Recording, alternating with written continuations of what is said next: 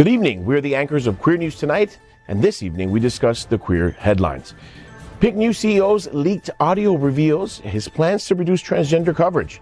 The audio has ignited backlash from the LGBTQ community for prioritizing profits over advocacy.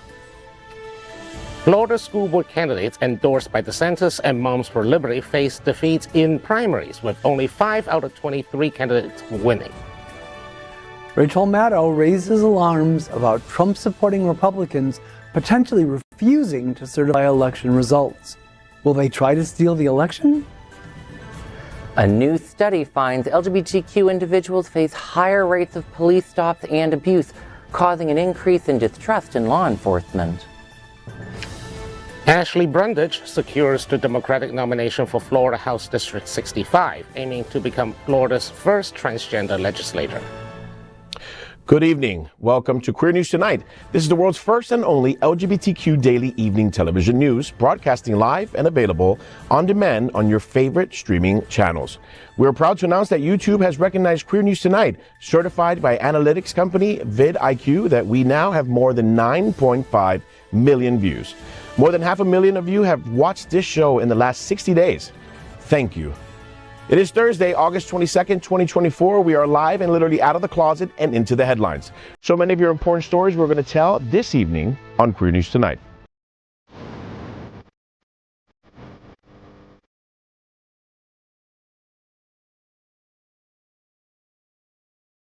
This is the world's first live daily LGBTQ evening news show, literally out of the closet and into the headlines on Queer News Tonight. This is the world's first and only unedited live LGBTQ evening news show. Whatever happens unique in LGBTQ news, you will see it and hear it. Hotspots Magazine, Happening Out Television Network, is a nonprofit 501c3 media company in the same model of PBS and NPR, but designed for the LGBTQ community. Our mission?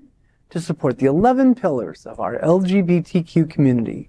We want to inform and educate the key issues of lesbian, trans, Latino, Black, healthcare, seniors, students, faith, social justice, business, and queer culture. Help us support our community. We are part of one of the largest LGBTQ nonprofit media companies in America, Hotspots Magazine and Happening Out Television Network. In 2024, our magazine is celebrating 40 years of the LGBTQ experience, and our television news, talk, and entertainment shows support our mission to educate the LGBTQ and the broader community. Well, let's meet tonight's anchors at Queer News Tonight. Let's welcome Alex Morash. Alex has written for The Advocate and served as editor-in-chief of Options magazines. He has also served as media director for the National LGBTQ Task Force and press secretary for the Florida Democratic Party. Welcome, Alex. Thank you for having me on, Jonathan. I'm all excited for tonight. There's so much going on here, and people keep bugging me about the DNC. To all my friends there, keep having a wonderful time on the final night. Okay, good. Well, we're going to defer to you on those subjects. Okay, let's welcome Gregg Shapiro, an inductee into the Chicago LGBT Hall of Fame. Gregg is the author of 2 short story collections and 7 books of poetry. He's an entertainment journalist whose celebrity interviews and reviews run in a variety of print and online publications. Welcome, Gregg. Thank you very much. Very happy to be here once again. Poetry. I didn't really know you had written poetry. Yeah. I guess I never introduced you. That's amazing. I want to hear some of that later. Someday. Okay. Next, let's welcome anchor Dr. Bobby Huen. He is a certified civil and family mediator and a founder of BH Conflict Resolution Services. From Hong Kong and having grown up across the world, he can offer a queer global perspective on current events. Bobby, Pride Fantasia 2024 is on September 12th at the Manor. The event will benefit Sunserve's LGBTQ youth. Tell me what's happening, even though I'm going to be in it. Then you can just tell me what's going to happen. I know. So this Pride Fantasia was originally scheduled just before the official Pride in June. Unfortunately, it was rained out due to torrential downpour. Yes. We now have every other month or so. So, Jonathan, you're going to be in it. So, yes, I am. There's a lot of local artists, a lot of international artists as well. But we are going to sing our little coulda, shoulda, wouldas off. It's very sad that it wasn't able to happen sad for Sunserve and for Pride Fantasia, and for those involved from P-Town, like Jonathan Hawkins and Matthew Darren. But yeah, we're back. We're already in rehearsal, so hopefully we can show you guys a little bit of a good show and, bring Pride back to Wilton Manors. Bring it back. Yes. And of course, this is tonight's lead anchor, Jonathan Casañas. A board member of Forward Miami, he is also one of the producers of the Gay Ocho Festival, the largest Latin diversity and inclusion festival in the nation. Welcome, Jonathan. Thank you. Thank you very much. All right. Well, we are the reporters of Queer News Tonight, and this evening we begin with the queer headlines. The LGBTQ community in South Florida and across America is diverse. Our community across the world is vast, and here are the bullet points of the queer news for Thursday, August 22, 2024. Let's queer up by breaking news. Trans community boycott of Pink News and CEO Benjamin Cohen over being incredibly contentious. In a shocking revelation, Pink News, the UK's leading LGBTQ media outlet, has come under fire after a leaked recording of CEO Benjamin Cohen surfaced, signaling a drastic shift in the company's focus away from transgender issues. Pink News is one of the world's most respected LGBTQ media outlets that Queer News Tonight often references. The audio, leaked on social media by a Twitter account under the handle @PinkNewsStaff, captures Cohen making statements that have sent shockwaves to the LGBTQ community. In the recording, Cohen is heard advising caution, stating, quote, "We have to be careful."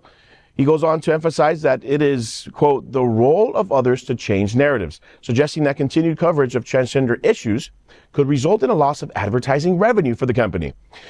This revelation has sparked outrage for many in social media, especially given Pink News' reputation as a champion for the entire LGBTQ community. Cohen's comments suggest a calculated move to distance the outlet from what he describes as incredibly contentious issues, specifically those concerning the transgender community. The audio concludes by saying, "We don't want to be positioning ourselves as some sort of charity." Things that relate to trans and non-binary remain incredibly contentious. I think that the marriage, the idea, and we're celebrating 10 years of same-sex marriage this year, I think that the society has moved on and it has been generally accepted. And while, yes, when we were doing it, it was contentious, I think that the other things are even more contentious than that was then, and are significantly contentious now, and there is significant brand and partner nervousness around that topic. And so, in my view, they are different things. I think that we just have to be careful, and it's that's for others to do. And also the business can't afford to do that. It's the role of others to seek to change narratives. If we start doing too many things, I think it will harm the conversations with advertisers for other things, because it gives the perception that Pink News is something different to it is. What we are is an entertainment content powerhouse. We don't want to be positioning ourselves as some sort of charity. Angry community members are flooding social media, talking about the contrast between Pink News' mission statement and Cohen's views. The account @PinkNewsStaff, which joined Twitter in May 2024, has been active in releasing a series of allegations against the outlet, including claims of toxic culture marked by alleged bullying, harassment, and discrimination. We have seen corporate brands and businesses surrendering to conservative bullies and bans. Many early comments in social media draw comparisons to corporate entities caving to pressure over trans and LGBTQ issues, and alleged Pink News may be doing the same thing. This is a breaking and evolving story, and Queer News Tonight will continue to follow and report updates. It's true. I mean, we saw Target do it. We were kind of threatening Walmart if they were going to do it as well. I mean, I have 2 points here that make me nervous, because I don't want to, I want to play devil's advocate, but I also don't want to play devil's advocate, because this was a leaked audio. We weren't supposed to hear it, right? So this is all kind of, stuff that was supposed to happen behind the scenes, maybe not a viewpoint he wanted out in public. But if you think about it, trans issues have become kind of tied into all these other very, very tumultuous events that to be frank, ties them into people who are not mentally stable, people who are calling themselves or referring to themselves as bugs, when they want to identify as a bug. So if you think about it, you're like, yeah, sure, maybe we shouldn't identify in this moment right now, but then you're talking about Pink News, which is a leading LGBTQ outlet who should be supportive in a major way. So maybe a Target and Pink News have nothing to do with each other because Target is not an advocacy of the trans community. Right. Well, there's also the fact that Pink News, which is based in Britain, there's a lot, if you think that the US transphobes are bad, they literally have a billionaire woman who basically rail against trans rights every single damn week. J.K. Rowling has nothing to do. She's not counting her Harry Potter money. She is just basically railed against trans persons all day long. I can see why he wants to reduce coverage as a business decision. Right. But on the other hand, as an LGBTQ news outlet, that's an incredibly bad move, at least bad looking. Right. I mean, you could maybe see this, imagine this at like a mainstream publication, right?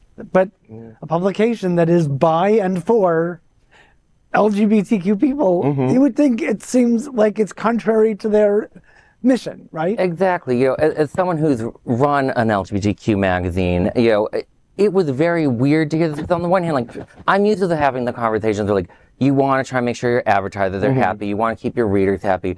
But some of it just didn't make sense to me. Like, I understand that, people say, like, well, the LGBTQ community, it's everybody, maybe articles you claim don't get as much with trans, but at least at Options, we always got plenty of views on the trans content. Right. We never had advertisers saying any of this stuff. Right. The words that really struck me, like, as not just someone who's run a magazine, but someone who has for years been a judge in the Excellence in Journalism Awards for the National LGBTQ Journalists Association, was his claim that we are an entertainment content powerhouse. And I'm like, I'm sorry, you do position yourself as a news outlet on LGBTQ content. You do like... News is in their name. Right?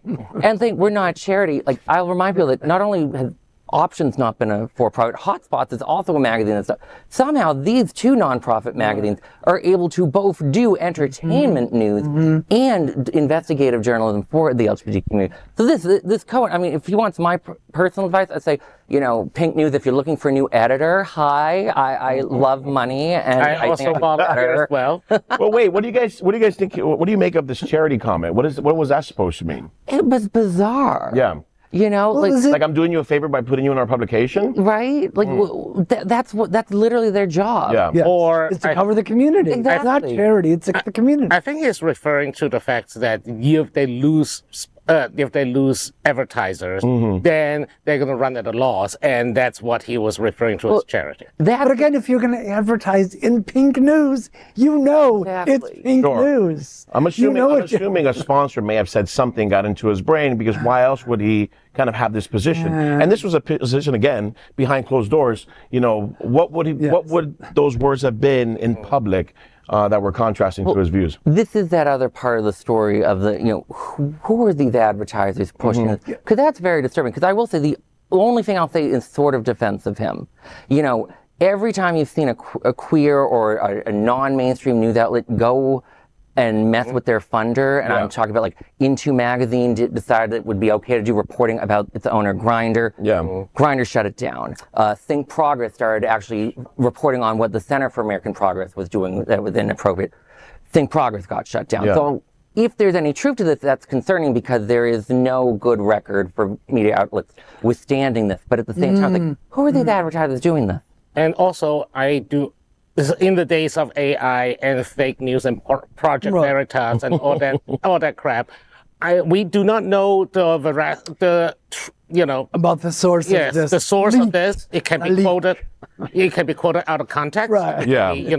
It can be AI generated, or it can be spliced, like the way that Project Veritas does. It could, but unless we have any proof of that at the moment, like this does sound a lot like what an editor having like a meeting with his advertisers sounds like. To my knowledge, this is the person's voice. I mean, we could be wrong. We could all have egg on our face over it, but at the moment, I have a feeling it's more likely to be accurate than not. Let's see how they respond. We'll stick with it, so stay tuned on that. All right, next let's queer up South Florida and Florida. DeSantis-backed school board candidates defeated in Florida elections. In a decisive blow to the parental rights movement, two Florida candidates, school board candidates, endorsed by Governor Ron DeSantis and the anti-LGBTQ group Moms for Liberty were defeated in this week's primary elections, while a third headed to a runoff. Of the 23 school board endorsements made by DeSantis, only 5 won, 12 lost, and 6 advanced to the November runoff. In Pinellas County, incumbents Laura Huen and Eileen Long successfully defended their seats against far-right challengers backed by DeSantis and Moms for Liberty. Despite an aggressive campaign for Moms for Liberty, who argued for a parental rights agenda, Huen won 69% of the vote against Danielle Maroff's 31%, while Long defeated Erica Picard with 54% to 46%. A third candidate, Katie Blacksburg, who opposed the Moms for Liberty agenda, secured 35% of the vote, forcing a runoff against Stacey Geyer, who received 37%. Blacksburg criticized the parental rights activist, saying the misinformation, this is a quote, the misinformation and the intent to place mistrust in our teachers, people are tired of it, end quote. Board President Huen emphasized the importance of stability in education, saying, quote, we have got to stay focused on the work at hand. Moms for Liberty has been attempting a comeback after scandals involving their co-founder, Bridget Ziegler, but their influence seems to be waning. These elections on DeSantis and radical Moms for Liberty have dramatic effects on the LGBTQ community, on the schools, the teachers, and the students, and the parents. Now, I don't know if you guys remember Bridget Ziegler. Three-way. Which makes this so much fun. The one who had the threesome, three-way mom. as they call it, a bisexual threesomes, who apparently is advocating against the LGBTQ community. So it seems like maybe the state is turning around a little bit, maybe in some of these areas, but it is good news. It's a slap in the face for Liberty, Moms for Liberty. And DeSantis, and I hope we continue on kind of this motion. Well, I was going to say that voters kicked DeSantis in the nuts, but his soulmate and broodmare already cut them off months ago when he dropped out of the POTUS race. And if you listen closely, you can kind of hear them rattling around the bottom of her knockoff working. Wow. Yeah. But actually, I think I want to just point out this general trend, right?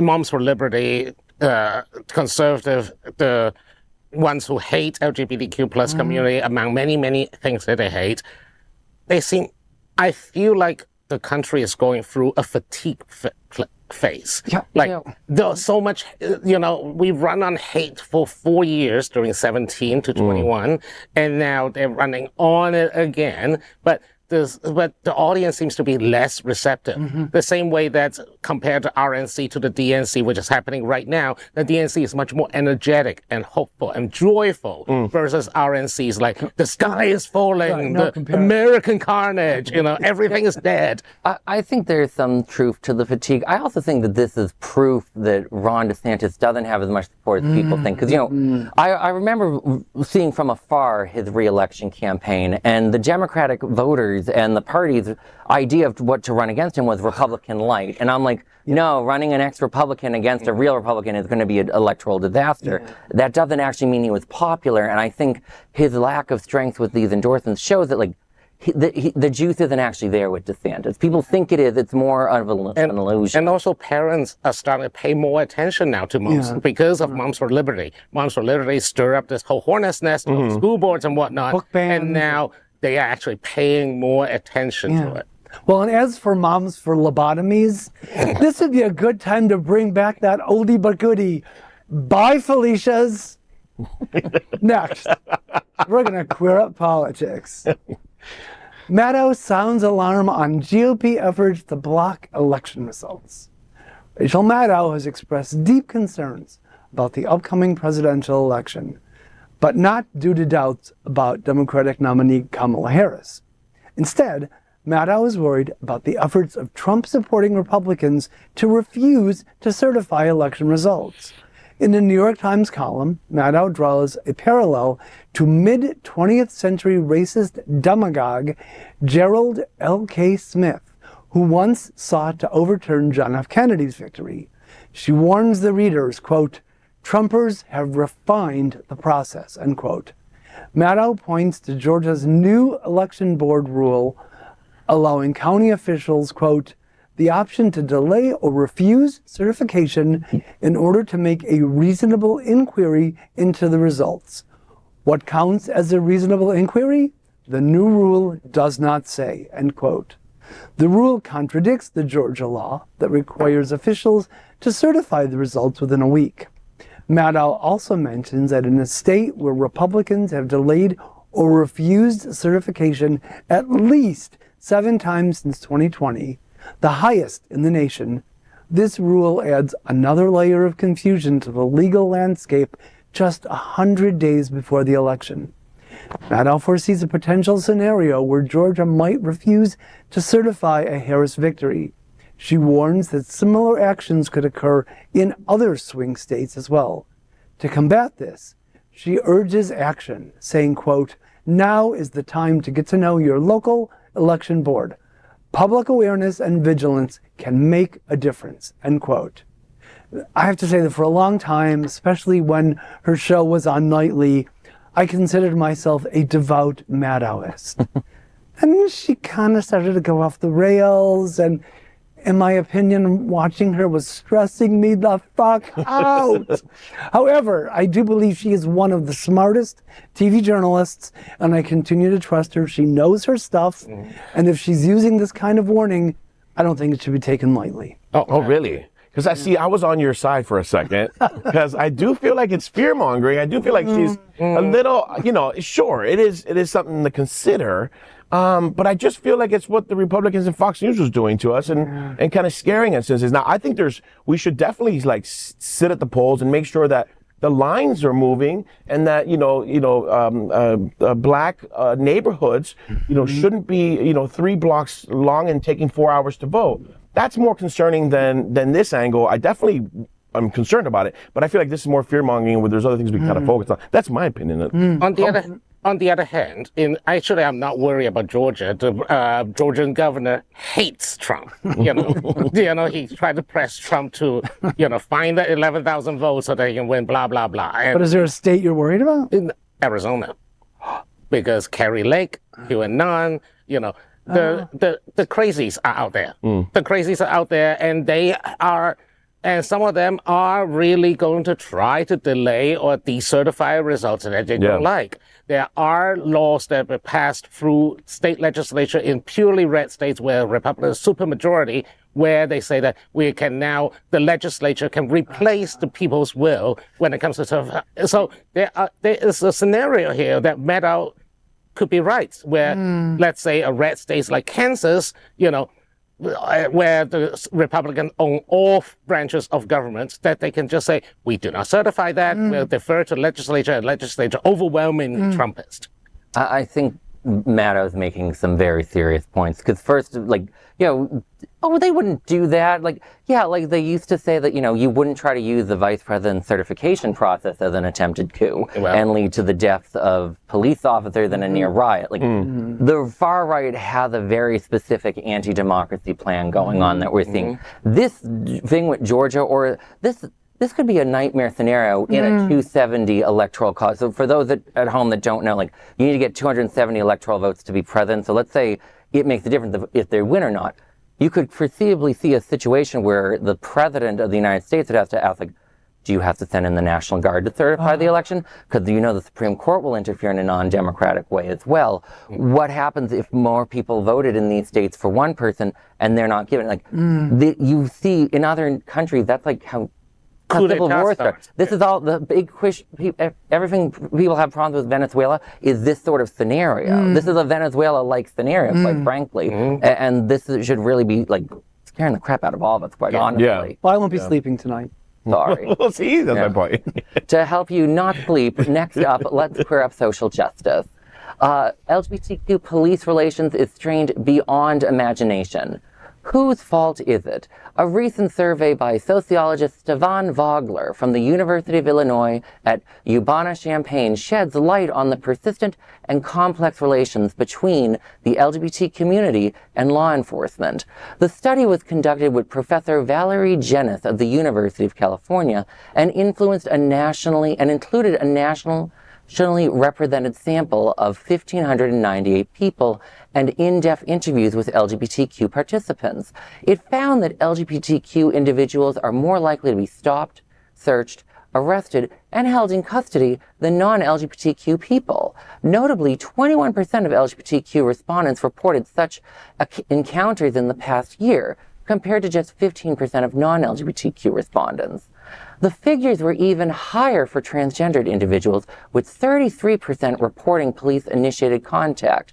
The study also highlights the continued use of insulting language and abuse by police officers, especially towards bisexual, transgender, non-binary, and queer individuals.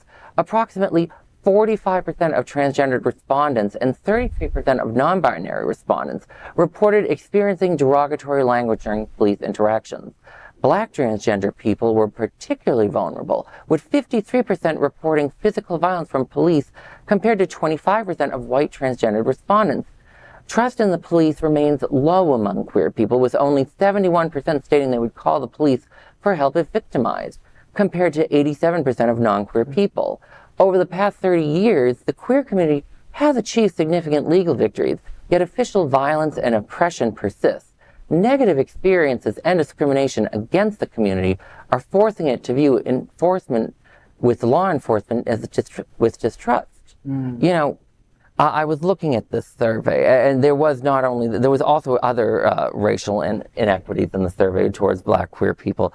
And to be honest, like, I'm not really surprised the way the policing is in America. You know, I always try to warn people, you know, you really need to be careful when calling the police. Too often you hear about people calling the police and they're the one that end up getting shot. Yeah, right. You know, a friend of mine in Florida, a few months ago, he had a dispute with a significant other, and it was a nonviolent situation. He was like, I wanted to call the police to try and help calm him down. And it led to his significant other spending a month in jail. I'm like, well, yes, you should not call the police under almost any circumstance. Right. Active shooter, okay, call the police for an active shooter. Right. Other than that, I'm like, be very careful about calling the police. So I'm one of those 29% that it's like, you know. So were any of these LGBT people, like doing over 100 miles an hour on a motorcycle by any chance?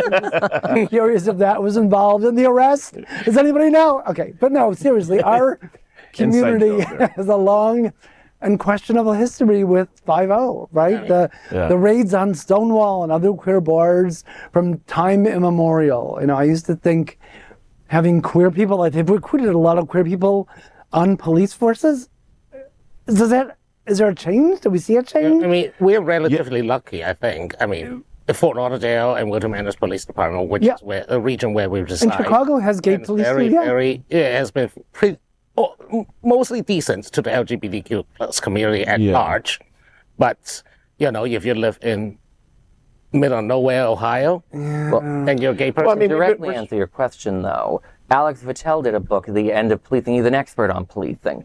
And he didn't address queerness, but for Black communities, you need to have over a majority of the police force, I believe, become Black for racism to start declining in the police force. I agree with that. But I mean, I think Florida in particular, I mean, we're definitely spoiled in South Florida, but Florida in particular, I think is getting better, especially when it comes to, you know, punishing police for this kind of actions. I mean, we've seen two cases, one in particular that just happened 2 days ago where the policeman was fired for calling someone a punk, someone else on the floor, obviously basically kicking him down, you know, while he was down.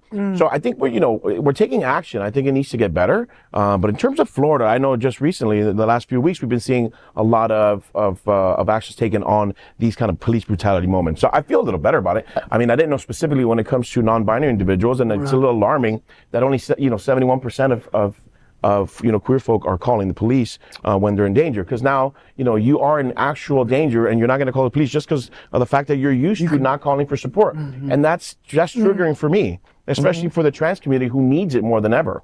I hope you're right. The most horrific police story I've ever heard was a Florida police officer who, this was 2 or 3 years ago, he kept pulling people over, claiming he smelled marijuana, and then magically found crystal meth. Oh, yeah. And really? That was 200 or 300 people were sent to jail falsely. And I'm like, whatever we all think of police, there is a little bit too much power that we put in police. And any other government employee, we don't let them get away with that sort of stuff. So I hope you're right that we make better progress on that. I hope I'm right too, and I know that Forward Miami has done a lot of work with the police department, especially within Broward community. And we do a lot of training with staff members for police brutality in terms of in regards to black and colored folk and or brown folk and the trans community. So at least someone's trying to do something about that. Some progress is good. Well, next, let's queer up trans rights. Transgender woman wins Democratic nomination for Florida Legislature.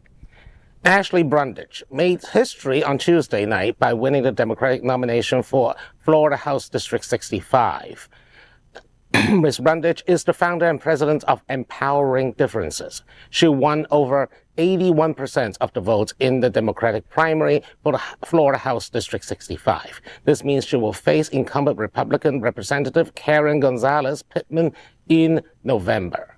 The district favored President Joe Biden in 2020, but it swung red in 2022 when Florida Governor Ron DeSantis won re-election and pushed an anti-LGBTQ agenda. Brundage shared a post on Twitter saying, quote, "I'm incredibly honored and humbled to announce that we've won the Democratic primary election with a resounding victory over 80% for Florida State House District 65, end quote. If elected, Brundage would become the first transgender member of the Florida Legislature. She joins Nate Douglas and Joe Saunders as part of a trio of Democratic LGBTQ+ candidates vying to flip Florida House seats. Agenda PAC has already announced support for Saunders and Douglas, highlighting them as priority races nationwide. With both Saunders and Douglas winning their nominations uncontested, increased support for Brundage is anticipated as her campaign gains momentum. Correct me if I'm wrong, I think Joe Saunders is running for state senate. Or is it? I have not been checking up on that. His district is in Orlando. But anyways, I was reminded that Ms. Brundage's district is south of Tampa, which is the home for Tampa University. Hopefully that means that there will be a more youth-driven and more inclusive attitude towards her than other districts. Yeah, I mean, congratulations to Ashley Brundage. This kind of fantastic primary news almost lessens the blow of Matt Gaetz's primary win. Oh, God. I just don't. Is that why they call this Florida? I mean, you're full of jokes today, huh? Horrifying. His district is far north. It's practically the deep south end. Yeah. I mean, unlike here, which is New York with palm trees.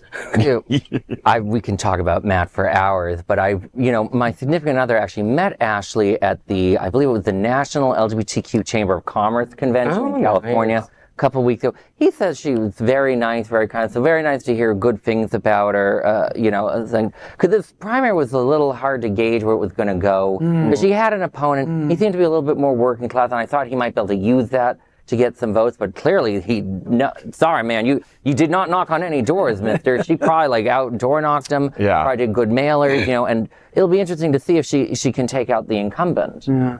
And this is great news for the transgender community as well. All right, next, let's queer up politics. This is the VP candidate you didn't know existed 30 days ago. Except for this gay student, Minnesota Governor Tim Walz was recently named vice president nominee of Kamala Harris. But a month ago, most of the LGBTQ community knew nothing about him.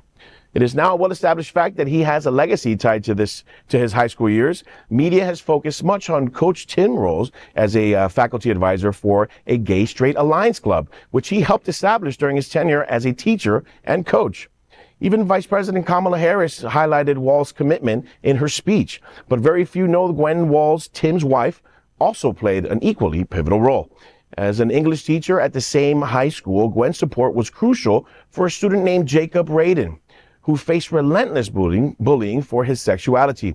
Rayton recalls bullying and enduring further harassment throughout high school. At age 15, Rayton was deeply impacted when Gwen Walz declared her classroom a safe space for LGBTQ students. He said, "I did not know any gay people, and there were no gay people on TV then." This gesture gave him hope and eventually led him to come out to Gwen and his parents. Gwen Walz's dedication to LGBTQ support stems from her Christian faith. Ain't that something? Emphasizing that, quote, God creates people in the way they are supposed to be, whether that is gay or straight. Inspired, Rayton founded the GSA at his high school, and Tim Walz supported distributing leaflets to promote the new club. While the nation has recently come to know about the allyship of Tim Walz, Rayton's story reveals that he was already making a difference long before his current prominence. Long before he did anything where politics were the motivation. Now, this is special to me because I wasn't out yet, but I still joined GSA, and we had a straight teacher, and you know, kind of, what do you call it when the teachers, there's a faculty member that has to The sponsor. sponsor. Yeah. And it was shocking to me then, and you know, it's funny because when you're in that moment, you're so scared, but then you're judging everything and you're so like uneasy about it. Well, the first thing I thought was, oh, this teacher has to be gay. And it took me like 2 or 3 weeks, you know, after doing some thorough investigation, that he wasn't. And it motivated me to be myself and to come out, because there's people out there that are going to be on my side, whether they're gay or straight, and it has nothing to do with religion, it has nothing to do with politics, it has nothing to do with my skin color. And it was so motivating, and it's so nice to hear, because this is the first time outside of my experience that I hear of someone else doing it, especially someone now that is, you know, running for such a big position, big office, or elected position. I think this is super motivating. Shout out, obviously, to the VP candidate, but to Rayton as well, who was able to kind of give this story out and make people feel, you know, relatable, make people feel like this is something that can happen in their community. I mean, Coach Walz is just giving big dad energy. Not daddy, No. big dad. Like, you know, he's like the Midwest big dad to everyone. But I also want to credit, you know, Mrs. Walz for using citing her religion as a reason to become an ally for the LGBTQ plus community. All too often, we only see in our community, we only see the Bible when they're being clonked on top of our heads by You don't hear that very conservatives, much, by evangelicals, and by other bigots of all stripes. Now, there's actually someone, a vice presidential nominee's wife, who openly cites her Christian belief as a way to say, we do not discriminate against other people. That's my religious way. You know, this has been such a positive story, and the whole Walz family, because, you know, yesterday was the big DNC, like, introducing the VP nominee. It's all just been really wonderful to see it showcased. Walz and his wife both seem like really wonderful people, and like, it's been such a relief as someone who's worked for the Democratic Party before, to be like, oh wow, this group, the current presidential nominee, they seem so nice and not toxic and not a giant problem, because it's become such a rarity in politics. No cleanup involved. I mean, It's just nice. no couches were harmed by the Walzes. They definitely tried too. They definitely went on search to see if there was anything you can get off Oh my God. Tim Walz, but Digging and digging, And the you know, I think we should all remember, like, for those of us that have had gay straight alliances in schools, it's always been wonderful. Like, I remember my old teacher, Beth Ferrani. She was a great gay straight alliance advisor. I don't know if any you've had one. Have you had a? I think I had one, but, you know, I'm old now. I don't remember high school. But it's life-changing at that age. Well, we had a gay straight alliance at my high school. It was the theater department. I was going to say my school was absolutely a lot more glee than Friday Night Lights. Like, I went to a school where, like, theater kids reign supreme. So, and you know what's crazy? I wonder if he even, because in my GSA, like, you didn't mention who was part of the club. It was always during a class, so you snuck out as if you were going to the bathroom. It wasn't like an extracurricular after school? It wasn't after school. It was like, it had to have been like a very, you know, a secretive club, because obviously that's where if you want the support, you don't want everybody to know. And so who knows if Tim did the same thing and this is the only time it's actually come out, which is great. I think it's phenomenal. well, notice that they brought his actual championship team on the stage. Right. And no one has tried to switch. I mean, no one has tried. All the digging hasn't found and students that want to openly profess. No, this is the worst, Dave. This is the worst they're going to find. Right. Next, get ready to explore Panama's wonders on a unique Landcruise adventure. Embark on a thrilling adventure with nonprofit Hotspots Happening Out Travel Club's Panama Canal Hub and Spoke Landcruise. This 8-day adventure will include everything from exploring Panama City's bustling LGBTQ scene to cruising the iconic locks of the Panama Canal on the Pacific Queen. Revel in the lush rainforest, visit the mesmerizing Gatun Lake, and stand in awe of El Valle Anton volcano. This journey offers a rich tapestry of cultural and natural marvels with all-inclusive comforts and daily explorations. This trip promises you the magic of Panama. Book your spot today to experience it yourself. Visit happeningout.travel for more details.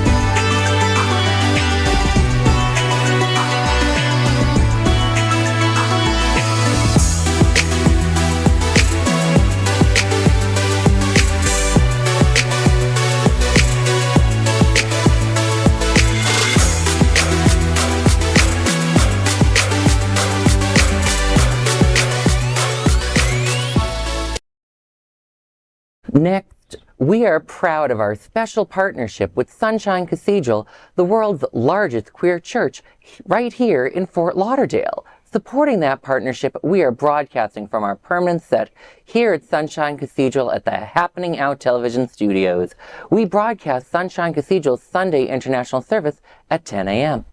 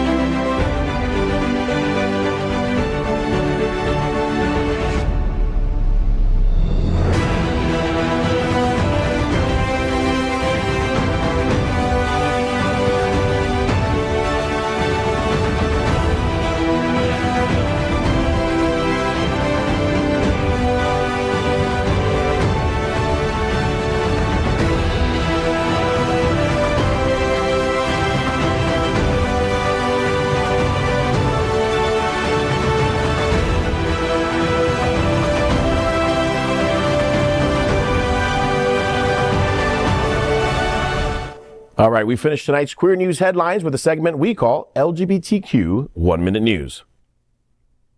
LGBTQ 1 Minute News. Let's queer up drag culture. Drag Race Delta Work can test her liquids, and we love it. Season 3 RuPaul's Drag Race alum Delta Work showcased her impressive palate on her podcast, Very Delta, by acing a blind taste test of Diet Coke variations. The episode, highlighted by Vulture, featured Delta distinguishing between 5 different Diet Coke sources: Del Taco, a plastic bottle, Burger King, McDonald's, and a can. With a perfect score of 5 out of 5, Delta Work declared, quote, "I know my shit," end quote. And we agree. Delta sounds like someone with the kind of taste buds you want around when you're not sure about that thing that's in the back of the fridge, if it's still good or not. Come here, Delta. Try this. Tell me if it's okay. Did anyone notice that they were all like extra large, supersized drinks? Even the can was bigger than her head. I don't understand if that's part of the taste test or not, but go ahead, Delta work. You know what's, I think, the craziest thing of the story is Delta's from season 3, which is now like 10 plus years ago. And I'm like, I remember that. That's how old I'm getting. Now I remember such a long ago thing. Oh, I'm not saying a word. Well then, LGBTQ 1 minute news. Let's queer up social justice. Virgin Australia loses Grindr case against a gay flight attendant. In a landmark decision, Virgin Australia has been ordered to reinstate an employee named DM after the Fair Work Commission ruled in his favor. DM, who worked for Virgin Australia from July of 2022 until February of 2022, was fired for alleged quote-unquote professional misconduct, end quote, including claims of being hungover and breaching alcohol rules.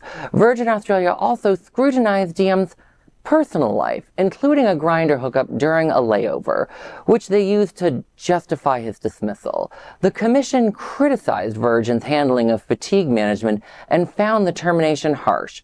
Commissioner Pearl Lim noted that similar situations would not have been scrutinized if DM were straight and it was therefore homophobic. You know, this Australia case is a great reminder to the United States that workers' rights really do matter, you know, because in America, they could so get away with this legally. And for those at home, like, well, what can we do about it at home? Well, viewers already know my answer. Find and join or create a union in your workplace. My goodness. And vote.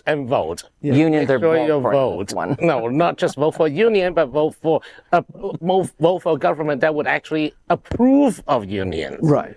And, you know, I mean, and also, why the hell would Virgin Australia even try to investigate what they do? Layoff is downtime. That's downtime. What they do or who they do is not the business of the airline. That's the part that confuses me. Like, you're checking DMs. Yeah. And also, I was like, what the fuck are we talking about? And it's downtime, or is it more like get down time? Okay. I mean, all right. Okay. Oh my. Moving on. LGBTQ 1 minute news. Let's queer up gay culture. Alex Trebek in a jockstrap? Gay Twitter says, yes, ma'am. The gay internet is abuzz with a Wild magazine relic featuring none other than Jeopardy host Alex Trebek in a jockstrap. Thanks to drag queen Beardra Bidness tweeting this gem, we now know that Trebek had a playful side we never imagined. Or did we? This photo, which dates back to 2018 message boards, asks the age-old question, what is hot? The answer? Trebek in this unexpected bulge. It's a reminder that vintage print mags often took wild, creative risks, leaving us with images that will forever live rent-free in our minds. He gives daddy in this photo. I am almost upset that I like it. I don't know if it's AI generated. I don't know if it's photoshopped. I don't care. I just, for some reason, I'm into it. And I feel now that I can no longer watch reruns of Jeopardy without me blushing and acting a bit nuts. You know, I thought you were going to move on to something, get our minds out of the gutter, Jonathan, and this is what you show us. I should have, I'm sorry. I will say, too, that, you know, the vintage magazines, also known as the 2018 message boards, was so long ago. I'll take Alex Trebek spinning in his grave for 2000, Ken. Oh my God, yes, true Poor that. thing. He probably is. Oh, LGBTQ plus 1 minute news. Let's queer up drag culture. RuPaul goes viral again, this time by changing attire. After last month's viral parallel parking lesson, RuPaul is back. This time teaching us how to change attire. Well, most of you will never have to do this because you're smart and have roadside assistance, end quote. RuPaul jokes, but he continues to walk viewers through the steps of changing tires.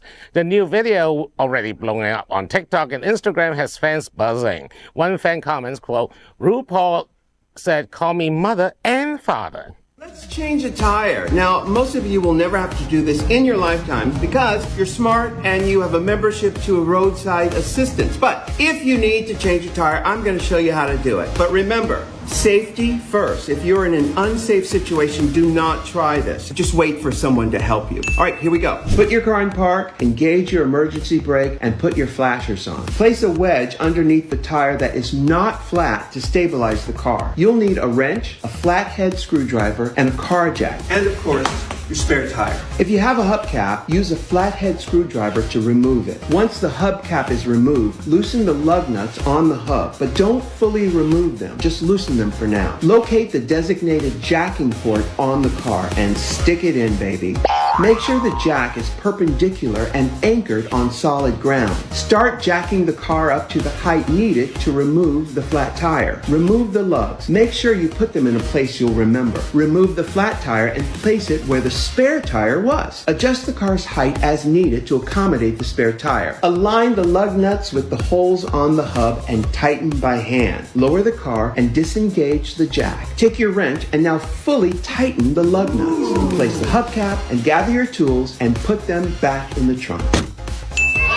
Okay, my sexy drivers, now you know how to change a tire. Kids, be safe on the roads, be nice to the other drivers, and let's burn rubber. I have to admit that I do not know how to change a tire.